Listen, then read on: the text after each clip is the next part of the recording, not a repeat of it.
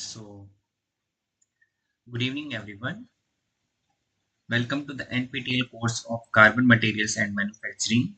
And today we have reached week 7 of this course, where we'll be discussing the doubts and problems, whatever given in the assignments, and we'll try to see some concepts which will be helpful to solve your assignments of week 7.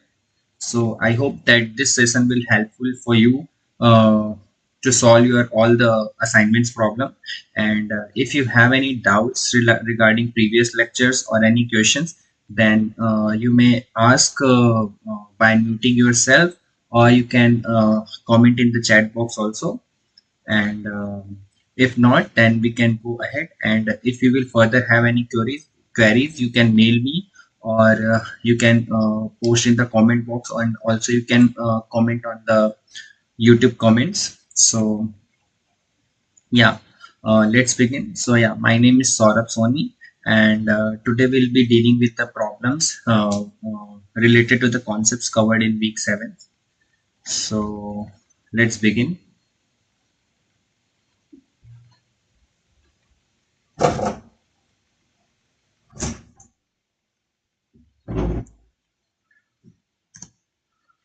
So I hope my screen is visible to you all, and you can see my first questions. So the first question is asking, it is a numerical question, and it is asking stress of 20 Pascal is applied to a viscoelastic polymer with a viscosity. Uh, wait, I will um, use a pen. So yeah, the question is asking the stress of 20 Pascal, okay, is applied to a viscoelastic polymer. So here you remember they are giving that this is having a nature of a viscoelastic. polymer. So by the question, or if you have gone through the lecture, you must know that what is a viscoelastic polymer, what is elastic, and what is the mechanical properties of this kind of material. So here they have given the viscosity, and this is 3.55 Pascal second, and we have to calculate the deformation rate, and the answer should be in per second. Okay, so you have to write that, given that. So I will give you the hint, and I will also give you some time to solve this problem. So first thing is the stress is given 20 Pascal, and the viscosity viscosity is given 3.55 Pascal second, and you have to find out what def deformation rate. So these are the two givens, and these are the one finding that you need to find out. So please try to solve this problem, and if not, then if you will face some problem, then we will discuss. So I will give you some time to solve this problem. So if you know the formula, it will be easy, and for your sake of easiness, I will give you a hint, and the hint is somewhere related to the formula. You can directly put the formula of the deformation rate, which is somewhere related to the stress and the viscosity constant. So it is a very simple questions, but I will try first that you guys should solve this, then I will discuss this.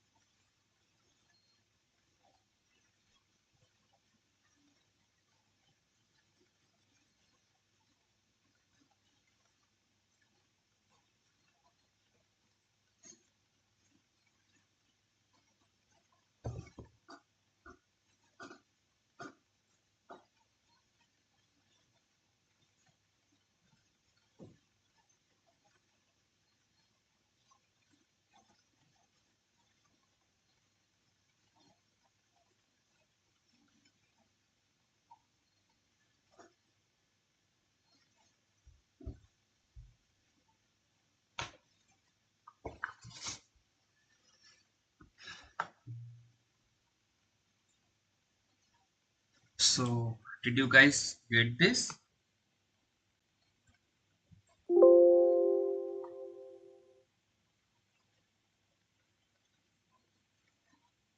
So not, if not, then I'll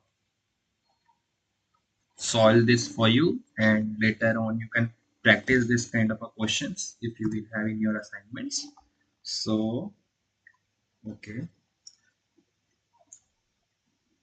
so firstly, the deformation rate of viscoelastic polymer under stress.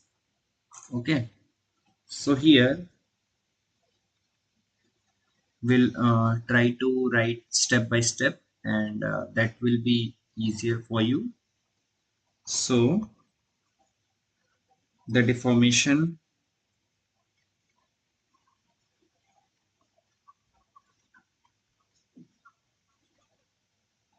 rate of a viscoelastic polymer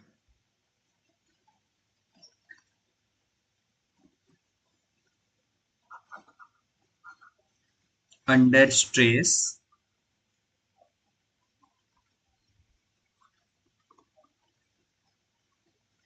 is given by this formula. So what is the formula? Deformation rate equals to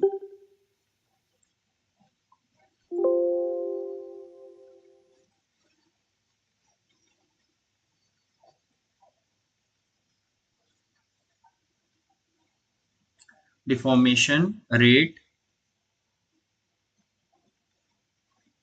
equals to stress divided by viscosity constant. Okay, so in the questions, as you can see, how much stress is given? Stress is your 20 Pascal. And what is the viscosity constant is given? 3.55 Pascal second.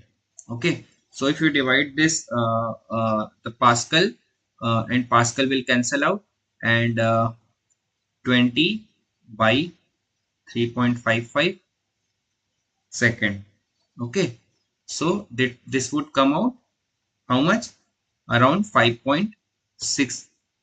Sorry, uh, this would come out around 5.63 per second. Okay, so your deformation rate. So what will be your answer? Your answer is your deformation rate equals to 5.63 per second, and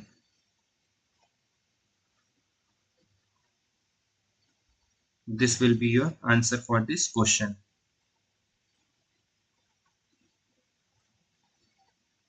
Okay, I hope that you would able to solve this kind of a problem. This was a very simple.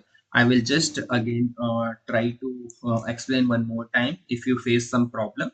So the question is about the viscoelastic polymer, where the viscosity constant and the stress applied is given, which is 20 Pascal and 3.55 Pascal second respectively, and you need to find out the deformation rate. And here the formula is very simple for this. The deformation rate is equal to stress divided by the viscosity constant. So when you divide the stress by viscosity constant, you will get the deformation rate. And in this question, the if you will divide 20 by 3.55, you will get around 5.63 per second. So this will be the deformation rate for your viscoelastic polymer. So I hope this is clear to you guys. So if not, then let me know. I will also discuss more of this kind of a problem to clear your concepts. But now I have collected this question, so I try to solve this problem. So let's move to the next question. Okay, so the next question is asking, it is a theoretical question, and this is asking about the carbon black precursor. should completely disintegrate greater than 500 degrees centigrade, completely convert into gaseous form, always be in the form of small particles, have a low diffusion constant. So in order to solve this kind of a problem, this is very, very mandatory that you should go on through the lecture such that a very, very small concept that has delivered in the lecture, then only you would be, probably able to solve this kind of a problem. So can anyone guess that what could be the answer for this carbon black precursor? If you have seen the lectures where this has been discussed regarding the carbon black precursors, how it's manufactured, and some applications, and all the concepts regarding this carbon black. So there you can find this. If not, then I will tell you. But firstly, um, if you have some answers, then you can probably guess.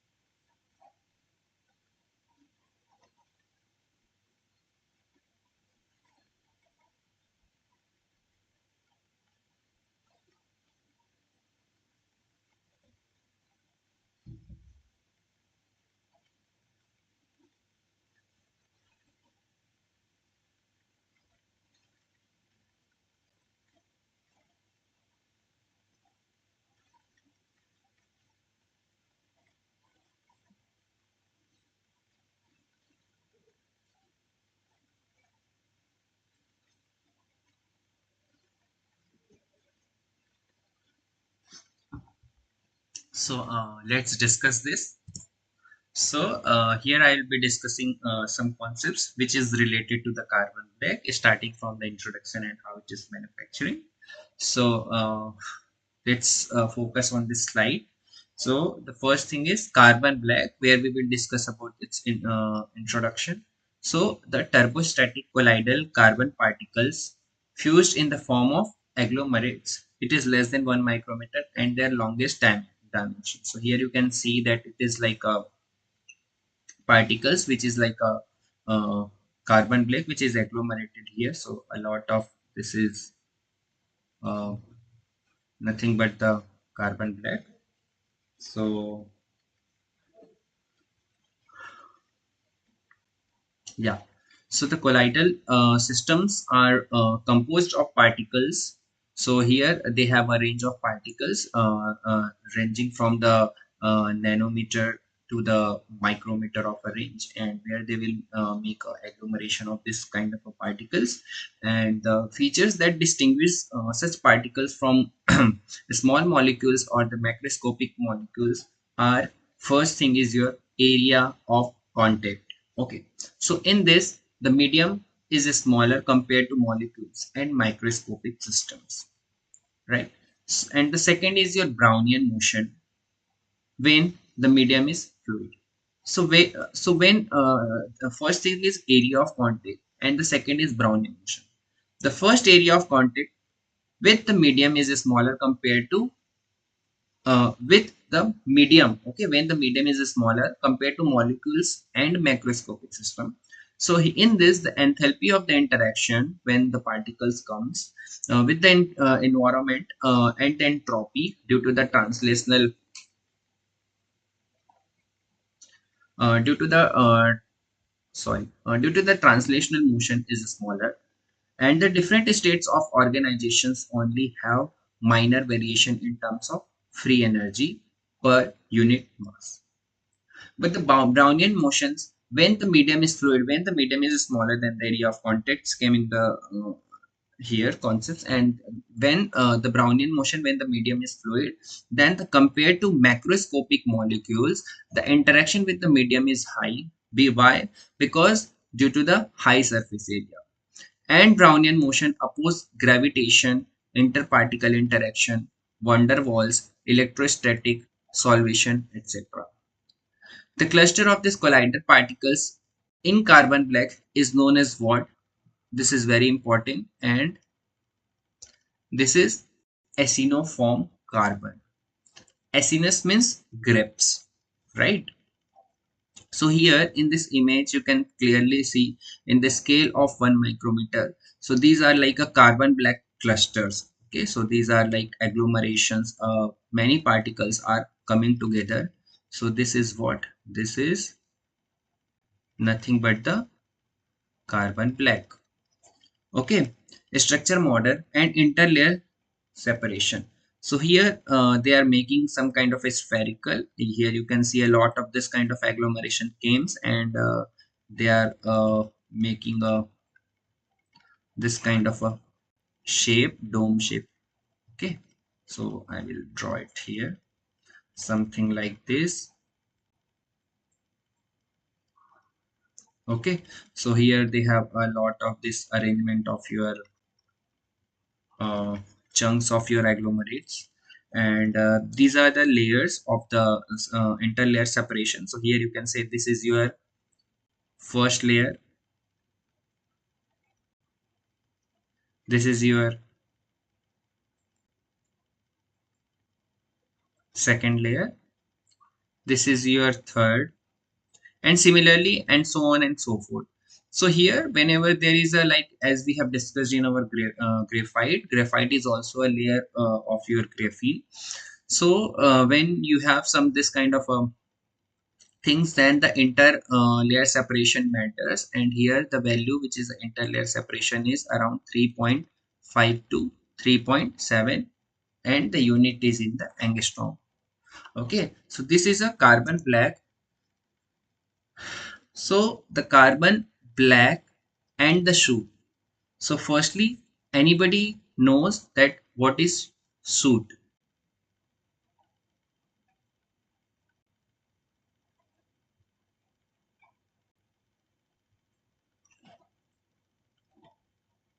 If you have gone through the lectures, then it is not a carbon black. Don't confuse with carbon black and the soot.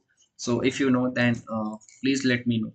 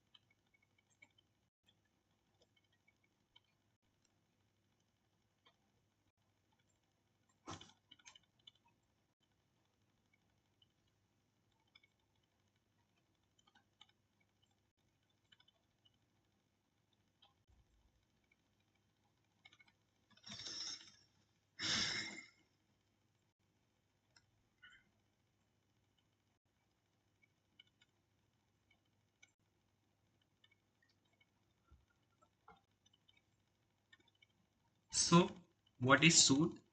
So here the carbon black.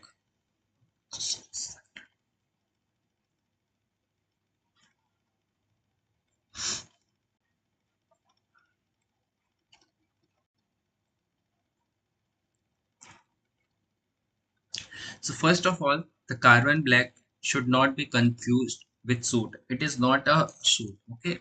So both this carbon black and soot contain fraction of tars. Okay. But the difference is the carbon black have much higher elemental carbon content. Okay. So firstly, it is also the carbon is present in both in carbon black and in soot, but the percentage of the carbon is very higher as compared to the soot. Okay, so here the contents of your carbon or the elemental carbon content is higher, very higher than the soot,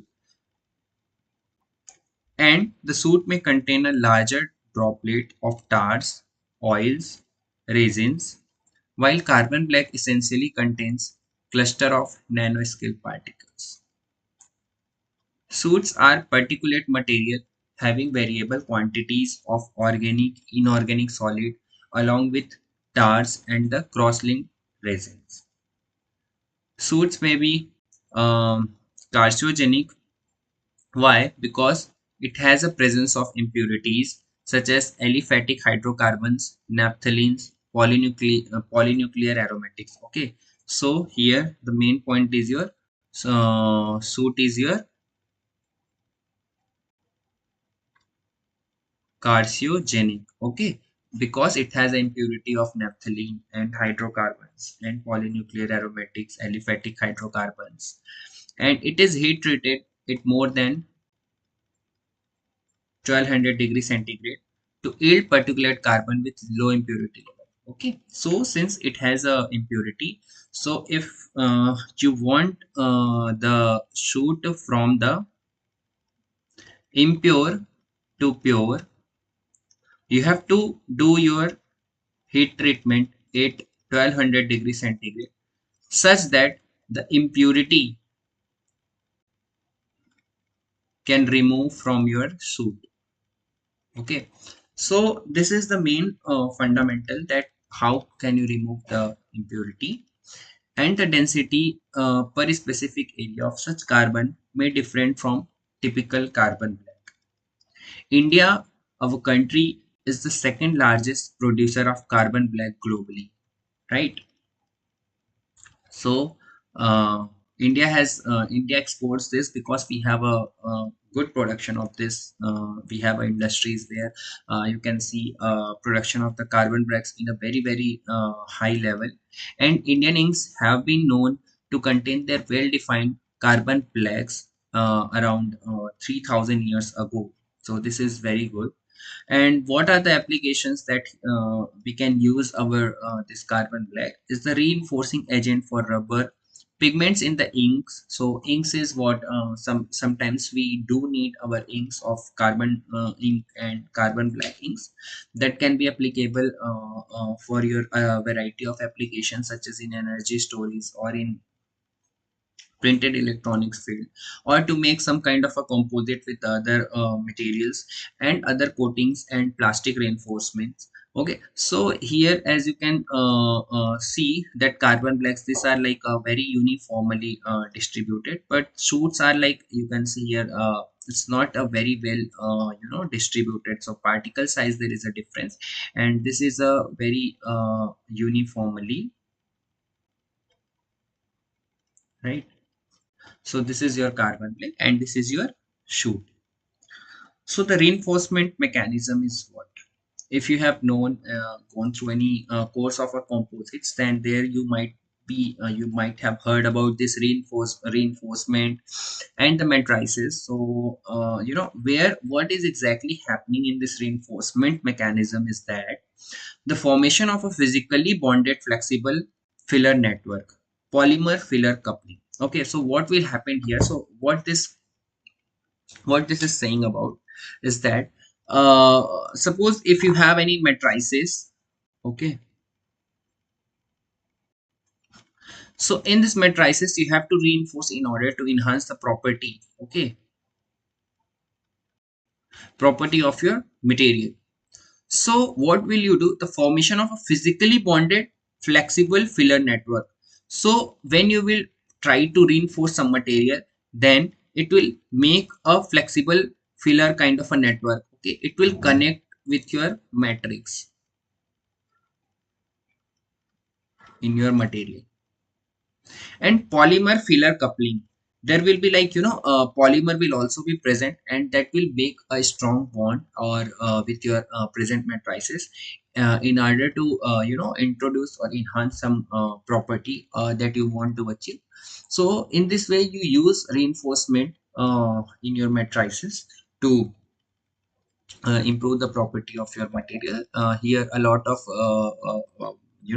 reinforcing agent. Suppose carbon black can also be used for this. So this is also one of the very good applications, that where you can use your carbon black as your reinforcing agent in order to achieve a better material property. Right now we have enough about the introduction of what is carbon black, and how it can be treated, and where we can be use this as a material, and what are the specific areas and what are its properties. But now the main question is how it can be manufactured, okay, because as we have discussed in our last slide, that India is the second globally largest manufacturer of this carbon black. So how can you manufacture this, or what is the manufacturing process of your carbon black? So does anybody aware, or if you have any industrial exposure where you have seen about this carbon black manufacturing, then you can share with us, and then we can discuss this also.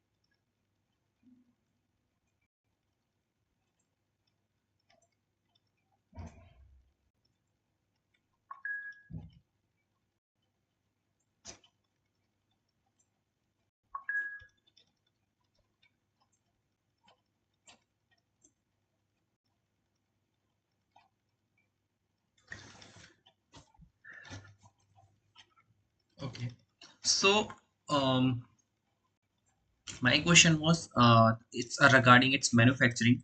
So the fundamental manufacturing principle is what?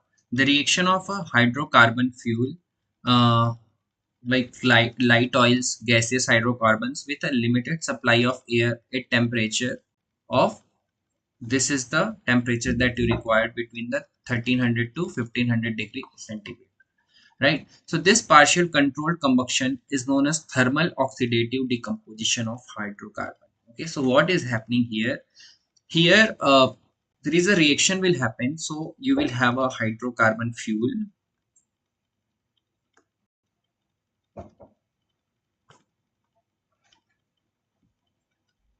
right? And in the presence of air, it will, like at the temperature at around 1300 to 1500, what will happen? Sorry, this is 1500. What will happen? The decomposition, okay, decomposition of this hydrocarbon,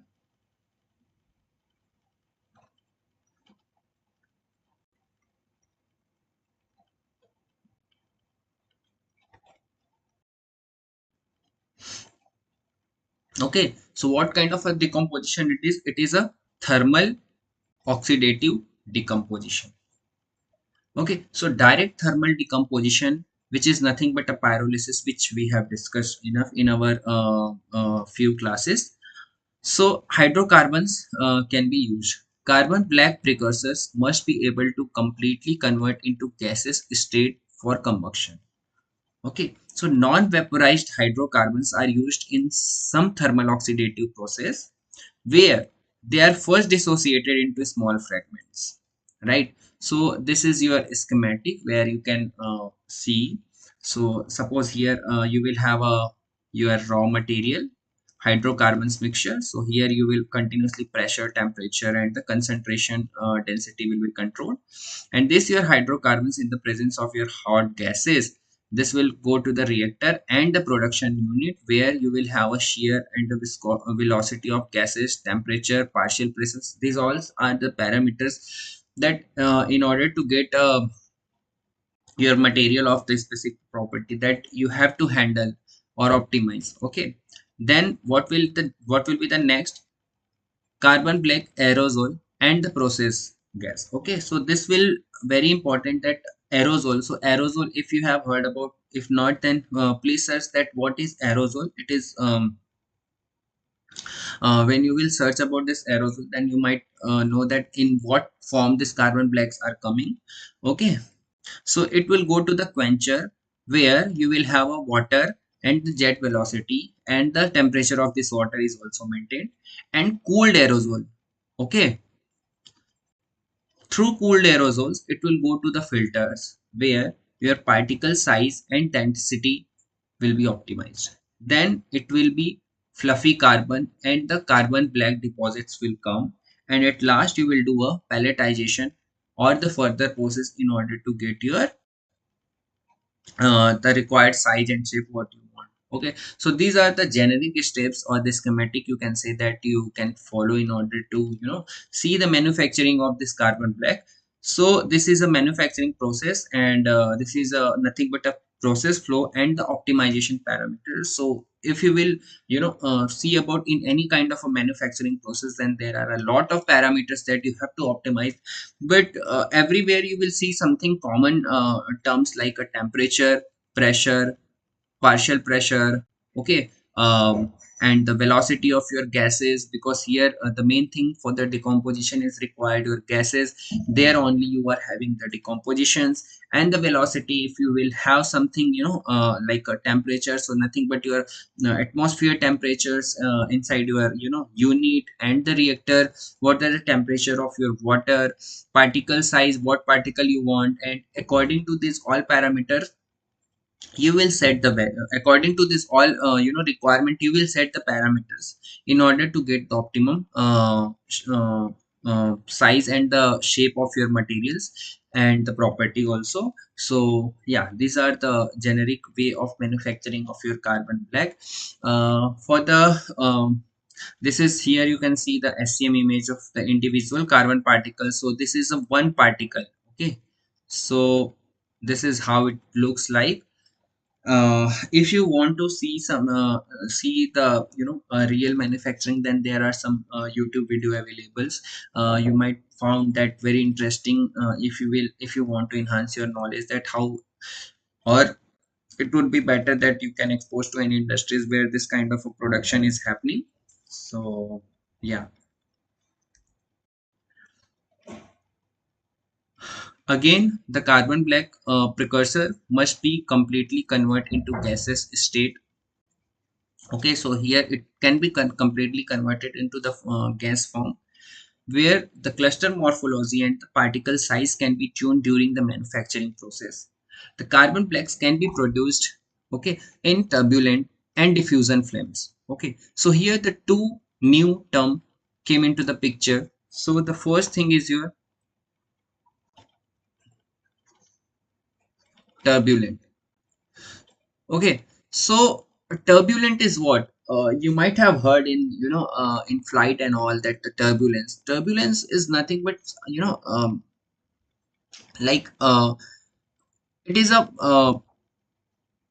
some unwanted force are there which is applied. Okay, so here when during the production the carbon blacks are manufacturing, then inside your reactors, or suppose this is your closed furnace, then this turbulence will be there. And the diffusion you all have must be aware about this. Then in the presence of this diffusion flames, which is nothing but a candle like flames will be there, and the diffusion process will be happening. So the based on the reactor and process type, carbon black production is classified into six main categories. Okay, so there are it depends on the level of your production. There are a different size of reactors and the process types. So there are six main categories where you will have six main categories. So first thing is your furnace. Okay, furnace is nothing but where you will give the heat. By the name itself it is clear. If you have been to any industry, then the furnace is very common. This is nothing but a kind of a reactor or a very closed atmosphere where your materials get heated. Lamp is also, and degussa, channel, thermal, and acetylene black. Okay, so these are the six categories. Then the non-vaporized hydrocarbons are used in some thermal oxidative process where they are firstly dissociated into the small fragments. Right.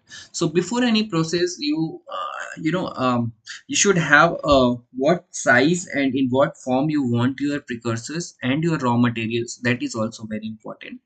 So these are the tables where you can see the classification of a carbon black production method. So the first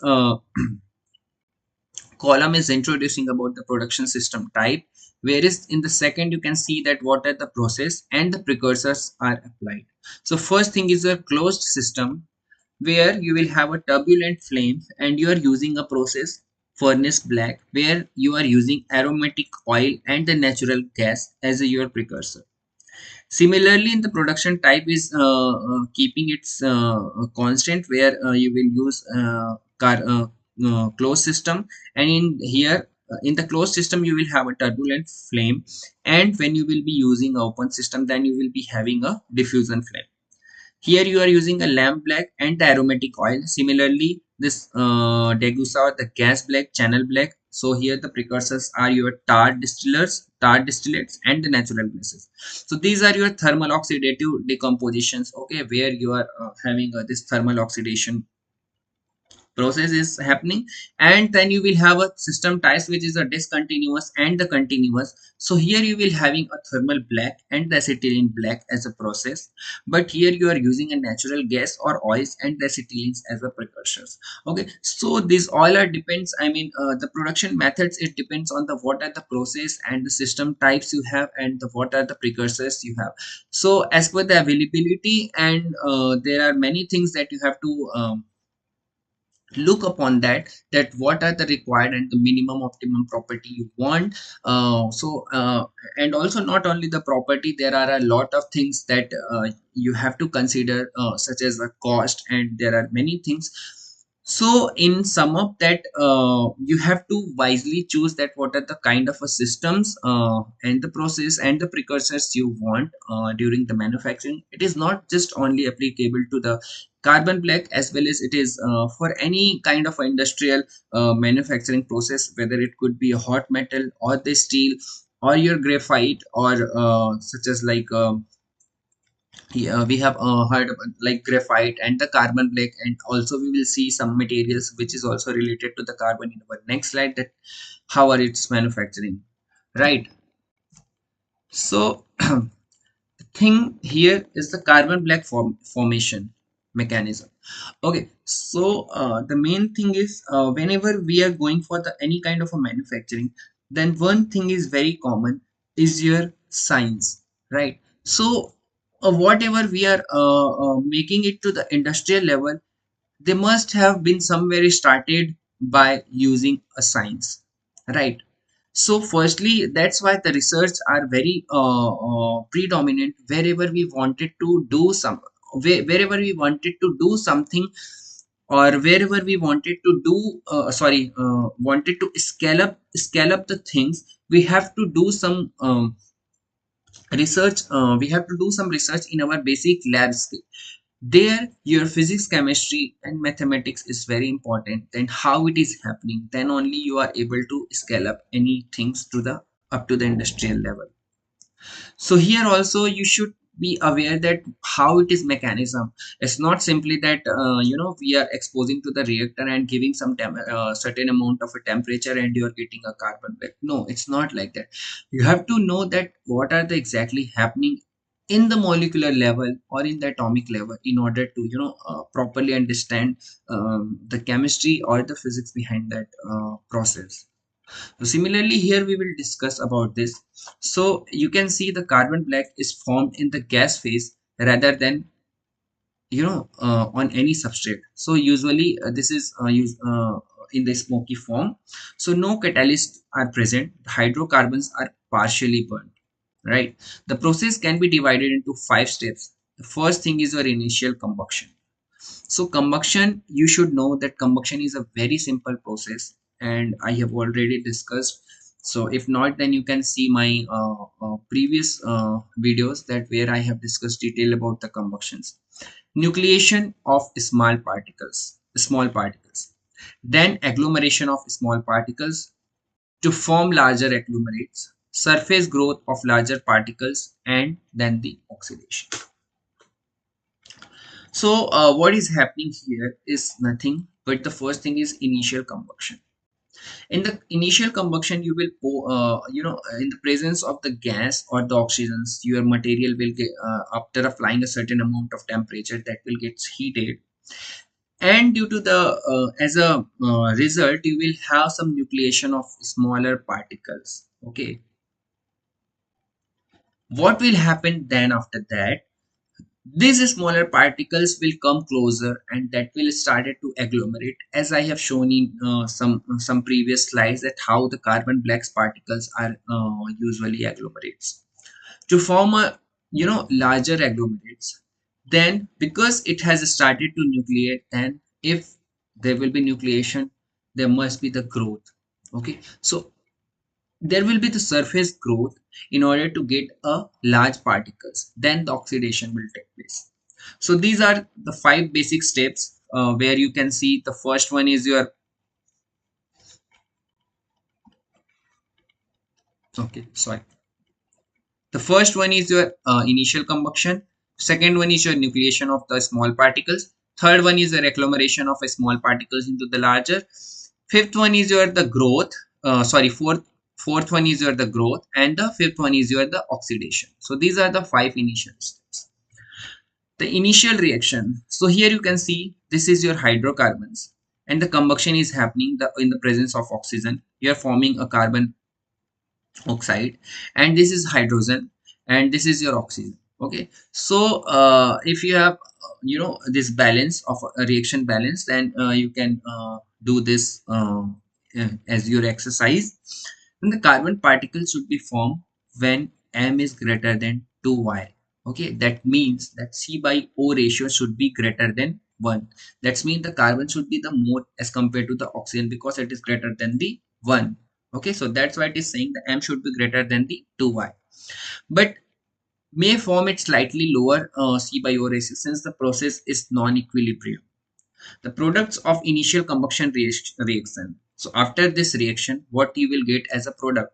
You will get some species free radicals, ions, carbon, CH, C2H, CHO, hydroxyl, this NO, carbon monoxide, carbon dioxide, water, and small hydrocarbons. Okay, so these are the products, such as your methane, C2H4, C3H4, and all some small hydrocarbons will get. Small polycyclic aromatic hydrocarbons such as your benzene, naphthalenes. Okay, so these are what? Polycyclic aromatic hydrocarbons. Okay, so these species aggregate to form nanoscale particles with a much higher carbon content. Okay, so since the flame contains ions, it is likely that the ions enhance particle formation and small particle collide with each other and form larger collider particle, sticking collision. The rate of growth of number of particles in agglomerate is given by dt of n ddt of this n is n of n plus ne, where this is nn is what nucleation rate and this is your coagulation rate. So these are the it's a rate of growth of the number of particles which is represented by this n and given by this equation. Okay, so this is the mechanism where you can see that how this is a forming and what are the steps in which they are forming, how the hydrocarbons are reacting with the oxygens and getting and giving some products like hydrocarbons, small hydrocarbons, radicals, waters, and some gases, some aromatic hydrocarbons like benzene and all. So these are the basic mechanism.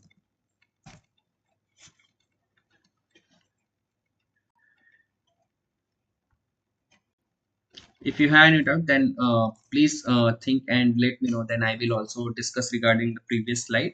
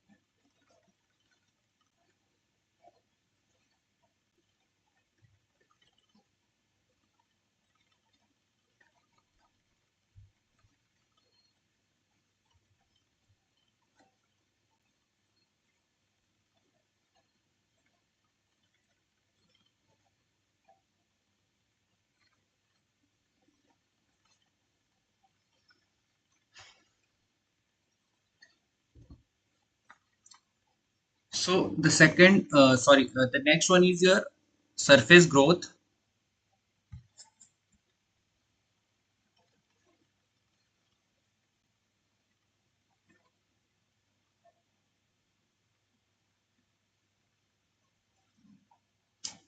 Okay, after nucleation, there will be the growth.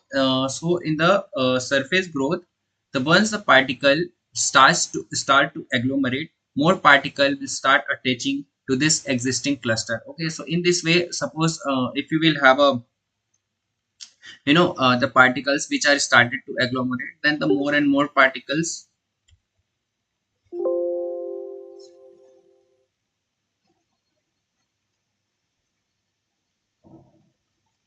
Um, sorry.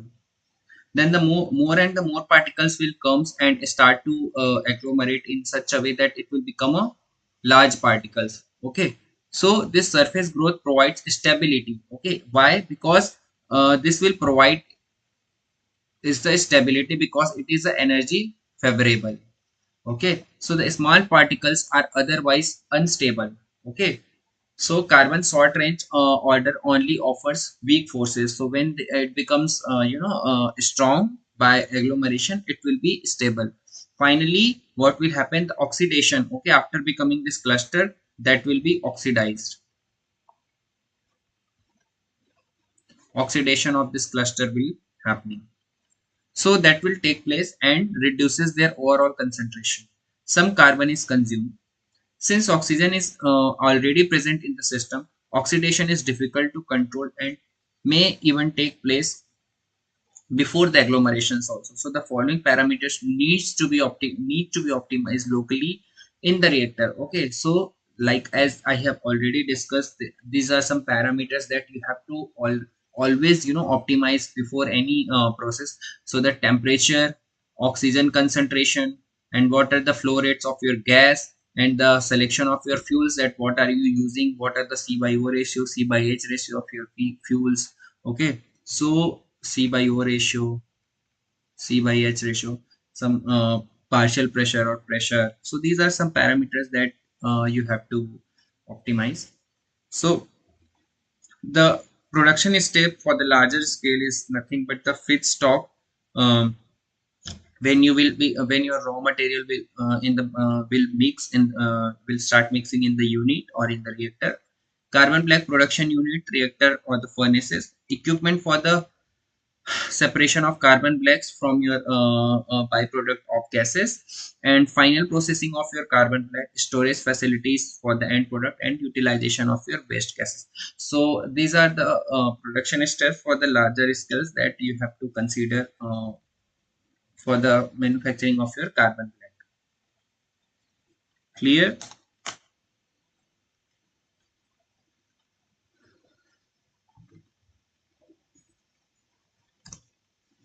Now the next question is your, when an elastic and viscous components are connected in series, which of the followings are the same for components: stress, strain, viscosity, or elastic? So it is saying when an elastic and viscous, okay, components are connected in series, which are the more I mean the same for all the components.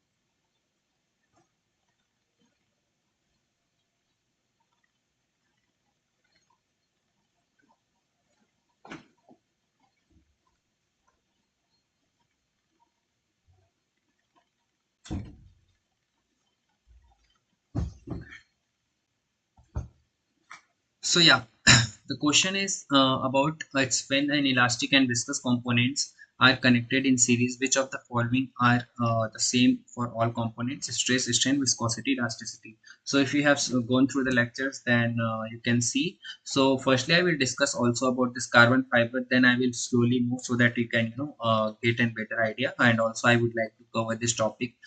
So after carbon black, the second thing which we are discussing in this lecture is the carbon fiber.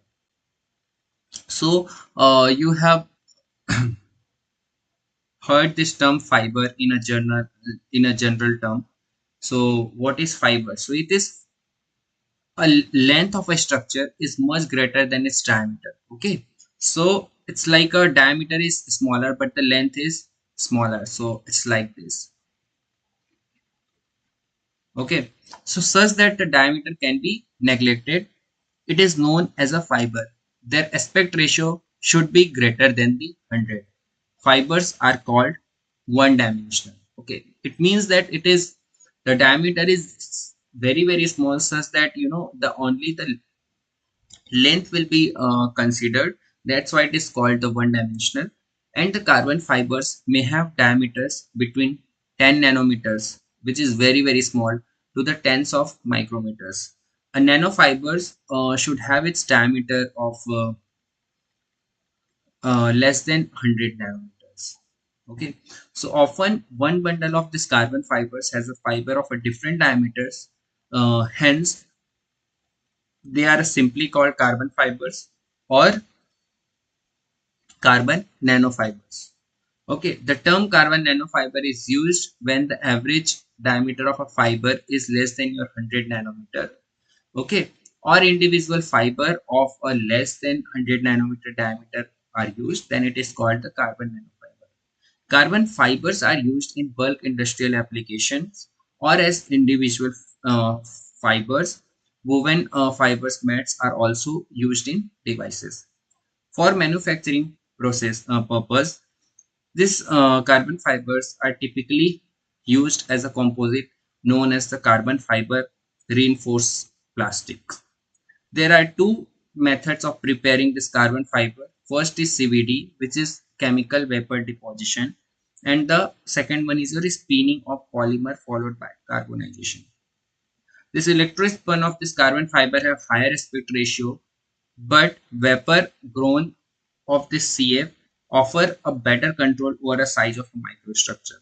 So here you can see the SCM image in the scale of 5 micrometer. Here you can see a very thin of this is nothing but a fiber which is entangled to each other. So this is by the CVD. It is produced by your CVD method, and this is your electro spinning. Okay, so this is, you can see, this is very thin, but I mean the this electrospin will give you the better aspect ratio. As you can see, it is very thin, but here you will have a better control over the size. So this is like a pros and cons of a different methods. So which I will discuss this. So here this is about this carbon CRP, not CRP, sorry. This is about your CFRP manufacturing technique is more suitable for carbon fiber threads, bonds on roll. So which are the techniques? Extrusion, resin transfer molding, pultrusion, hand layup. So this I will discuss that what are the process that is available here. And here you can see the carbon fiber, and the manufacturing process is, first one is your CVD and electrospinning and the melt extrusion, right? Further in this CVD you will be having these two, the seeding catalyst and the floating catalyst. In electrospinning you will have pan, rayon, others, pitch. In melt extrusion also there is a pitch, and you will and in this pitch you will have this isotropic pitch and the mesophase pitch. In electro spinning, you will be having a carbonization will be occurring via heat treatment and in melt extrusion also, but not in the case of CVD. What is PAN? PAN is polyacrylonitrile, and this is rayon. So other precursors may include polyvinyl alcohol, biomass-based materials such as your lignin, phenolic resins, and various high carbon containing polymers. So seeding catalyst here in CVD, you can, the first one is seeding catalyst. So here you can see some, these are some catalysts which is seeded here, and floating catalyst where where your catalysts are floated. Here it is seeded, but here it is in a floating condition. So these are the difference in the seeding catalyst and the floating catalyst. So these are the manufacturing process. So here you can see the melt extrusion or the melt spinning. So in this case, what will be happening here? The materials is melted inside extruder above the glass transition temperature. So first thing is your, what is glass transition temperature? So what is glass transition temperature? Is nothing but where your materials turns from your one phase to another phase. It's some particular temperature. So for an example, your material is hard and brittle, and that will go to the rubbery state or the liquidy state. Then that has to go, when you give some temperature, then they has to go to that temperature where that will convert from that hard or the brittle to the rubbery or the liquid state. So that is not, that is your glass transition temperature. So firstly your material is melt inside. So this is your inlet. Okay, so here you can see this is your inlet. Here your material will go, and this is your extruder. So in this area your material will melt inside extruder. So what are the parameters here they are optimizing? Is your viscosity, temperature, and pressure. So melt is pumped. So after melting, what will happen? It will pump to the spin chamber which contains a filter to remove solid particles.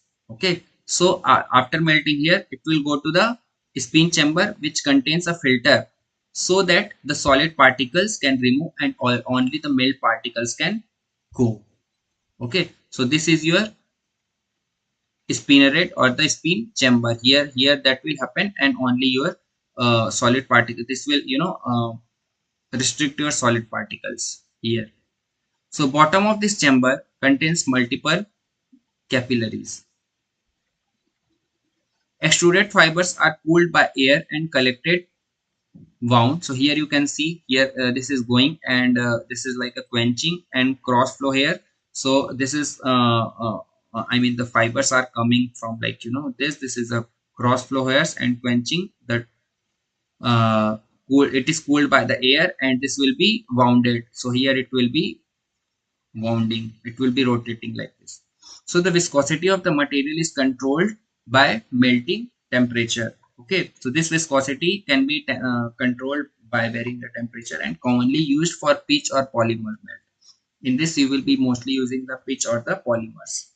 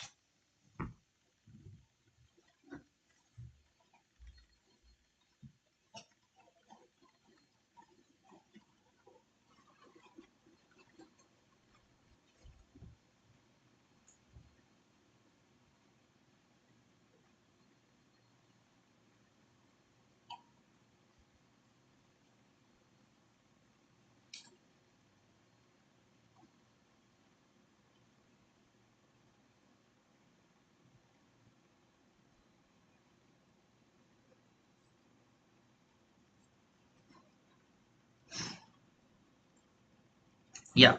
So the extruded fibers typically have the diameters of your 5 to 10 micrometer range. So here you can see this is spinneret top view. Here, I mean where your uh, uh, this will go and down to the winding, and this is your cold tar pitch. So basic melt extrusion setup is somewhat look like this. So here you will be having an inlet where your material will come, and there is an extruder where the materials will melt, and by controlling the viscosity, temperature and the pressure, here it will go to your spin rate where your melted pump is pumped into the spin chamber, where which will contain the filter, and that will only pass this melt one, and it will remove the solid particles. And at last here you will be having a multiple capillaries, and extruded fiber will collect it through the winding, and here your cooled air will be circulated. So in this way this melt extrusion will be happening. So here first one is your isotropic mesophase pitch. It will be extrusion. Through extrusion it will convert into the pitch fibers, then stabilize in the air, and here your temperature will be 200 to 300 and 300 to 400 for melting point it is, and stabilized pitch fibers inert heat treatment you will be doing at around 800 to 1200 degrees centigrade. Then what will happen that this pitch based carbon fibers are again the heat treatment, and you will get a pitch based graphite carbon fibers. So this is a general process flow of your pitch based carbon fiber fabrication. So the peaches contains here a 90 to 95% carbon, and this is viscoelastic. So viscoelasticity is what? Material exhibit both elastic similar to solids and viscous, okay, similar to liquid. So deformation is depend not just on the strain but also on the strain rate. Viscosity of the material is controlled by melting temperature. After spinning, fibers are heated up to 1000 degrees centigrade for carbonization. In case of graphite fiber production, heat treatment is performed up to 3000 degrees centigrade. Additives can be mixed in the pitch to obtain higher crystallinity. So in the questions it was asked that which CFRP manufacturing technique is most suitable for carbon fiber threads wound on roll. So it is what? This extrusion which we have heard. Now in this melt extrusion, you will be having this kind of a shape which is radical and like onion skin layer by layer, and some random flat layer, radical folded and line origin. So commonly observed morphologies in mesosphere pitch derived carbon fiber, which is in the diameter of the micrometer range. In graphite, you will be the fibers crystallite can be organized in various ways depending upon what is the viscosity of your pitch which you are using, shape of your spin rate, quenching and the drying conditions, heat treatment conditions, and this heat treatment is performed under the inert atmosphere less than 5 degree centigrade per minute. Ramp rate would be there, and the fibers have a higher surface area compared to the large structure. So in principle, they should be able to yield graphite at relatively lower temperature. But what is happening? This is not always in the case, since the carbonization, is done bulk and the diameter is still in the micrometer range. Okay, so that will be always in the micrometer range. So here, like we have seen that through this extrusion, but there is also a way to get a carbon fiber, which is nothing but the electro spinning. So we will see that how and what are the parameters, how this electro spinning works in order to get the carbon fibers.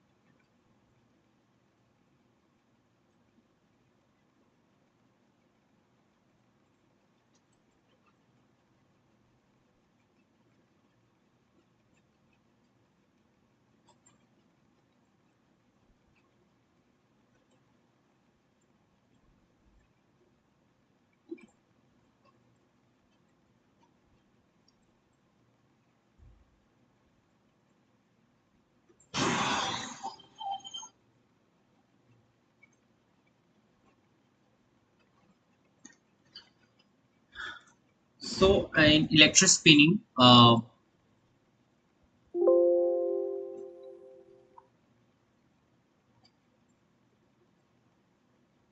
so in electrospinning,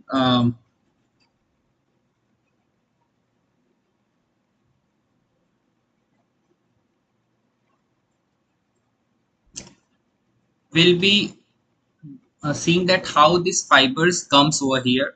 So here the main concept is your high voltage is applied between two electrodes and a potential gradient is created. Okay. So two electrode is what? This is your electrode 1 and this is your electrode 2.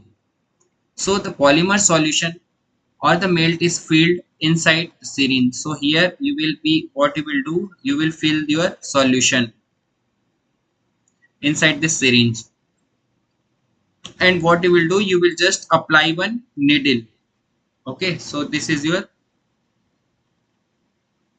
needle. Electrode 2 is substrate where you want to deposit here your materials or the fibers where you want to collect.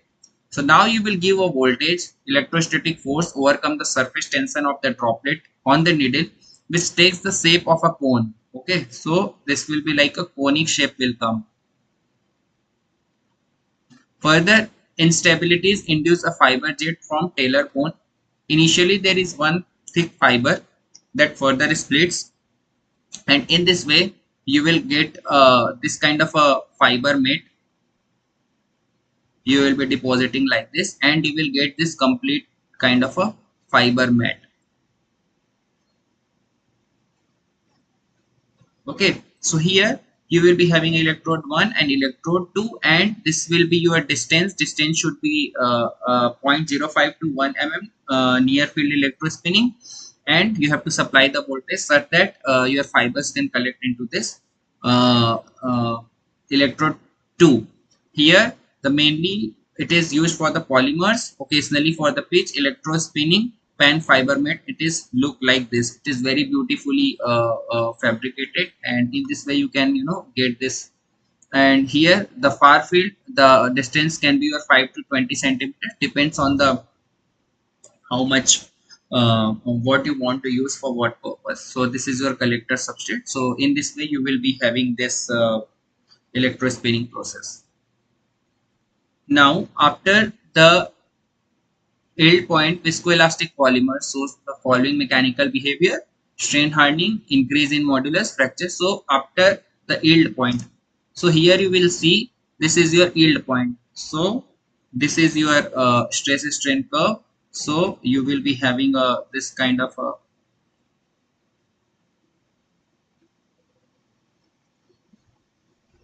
okay. So this is your yield point will be there, and after that you will be having this strain hardening.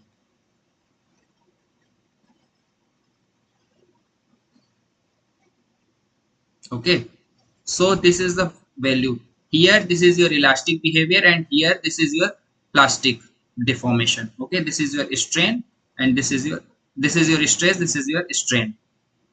So this is like this. So this depends on the every material is different, for the metallic, for the brittle, and for the polymers, for the viscoelastic material. So here it will be your viscoelastic polymer shows the following. So this will be your strain hardening. Okay. Now part of a viscoelastic polymer which behaves like a solid. So molecules having low molecular weight, small floating molecules, not entangled chain. So yeah, sorry. So here you have to see. I have just discussed. So this I will ask in the next class that as assignment that what would be the answer for this question. So because I have explained the viscoelastic, what is viscoelastic polymer? So which behaves like a solid. So what will be there out of this? Now, among the three models of viscoelasticity, which one is the most suitable for understanding the creep in polymers? So, what is firstly you have to know creep. So, creep method you have to identify. So, I will also discuss about this creep in the next lecture in a detailed manner, where I will be discussing this is a high temperature deformation, where deformation will occur at certain temperature. So here you can see this is your Kelvin watt, and this is your standard linear viscoelastic. So here among of three of viscoelastic, which is one is the most suitable to understand the creep polymers. So this you have to identify, and this I will discuss in the next class. So this is the content that for today's, and we'll try to discuss some more in our next lecture.